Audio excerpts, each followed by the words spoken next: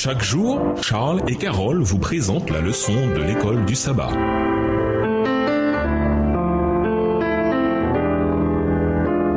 Bienvenue dans votre émission. Dieu nous parle. Nous voilà à la leçon de mardi. Boaz, le Rédempteur. Boaz est tombé éperdument amoureux de Ruth. Il veut l'épouser, mais il y a un obstacle de taille, l'existence d'un parent plus proche qui a également un doigt sur la femme et la terre. Si l'on considère que Boaz est un type de Christ, cette situation révèle peut-être un enjeu de la grande controverse. Christ nous aime, mais il y a un plus proche parent qui a également un droit, Satan. Que révèlent les passages suivants sur le doigt de Satan sur l'humanité? Lisons Job 1, les versets 6 à 11, Matthieu 4, les versets 8 et 9, Jude 1, verset 9 et Luc 22, verset 31. Job 1, les versets 6 à 11. Or, les fils de Dieu vinrent un jour se présenter devant l'Éternel et Satan vint aussi au milieu d'eux. L'Éternel dit à Satan, « D'où viens-tu » Et Satan répondit à l'Éternel, « De parcourir la terre et de m'y promener. » L'Éternel dit à Satan, « As-tu remarqué mon serviteur Job? Il n'y a personne comme lui sur la terre. C'est un homme intègre et droit, craignant Dieu et se détournant du mal. » Et Satan répondit à l'Éternel, « Est-ce d'une manière désintéressée que Job craint Dieu? Ne l'as-tu pas protégé, lui, sa maison et tout ce qui est à lui? Tu as béni l'œuvre de ses mains, et ses troupeaux couvrent le pays. Mais étends ta main, touche à tout ce qui lui appartient, et je suis sûr qu'il te maudit en face. » Matthieu 4, versets 8 et 9. Le diable le transporta encore sur une montagne très élevée, lui montra tous les royaumes du monde et leur gloire, et lui dit, « Je te donnerai toutes ces choses si tu te prosternes et m'adores. » Jude 1, le verset 9. Or l'archange Michel, lorsqu'il contestait avec le diable et lui disputait le corps de Moïse, n'osa pas porter contre lui un jugement injurieux, mais il dit que le Seigneur te réprime. Luc 22, verset 31. Le Seigneur dit, « Simon, Simon, Satan vous a réclamé pour vous cribler comme le froment. » Quand Satan est apparu dans le conseil céleste, il a dit à Dieu qu'il venait de parcourir la terre. Job 1, le verset 7.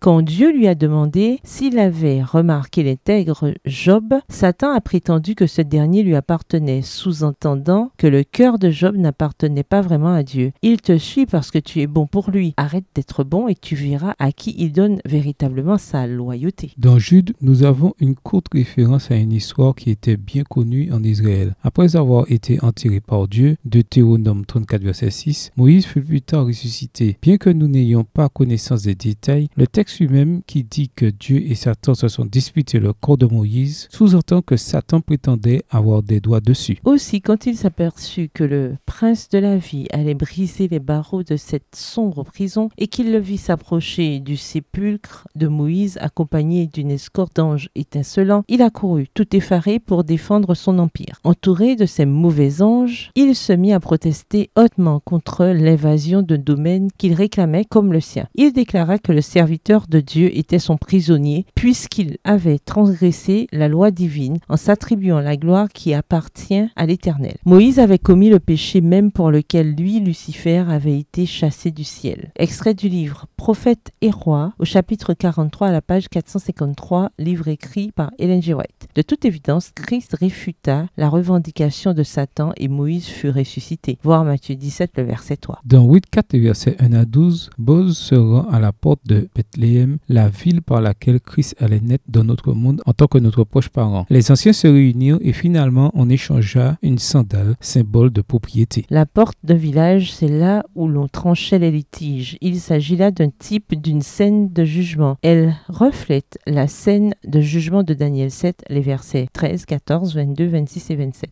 Ne passons pas à côté de cet aspect primordial du jugement. Le jugement est en faveur des saints, mais uniquement parce que Christ a payé le prix pour nous, tout comme Boaz l'a fait pour sa fiancée. Au revoir et à demain si Dieu veut. Dieu nous parle. Chaque jour, Charles et Carole vous présentent la leçon de l'école du sabbat.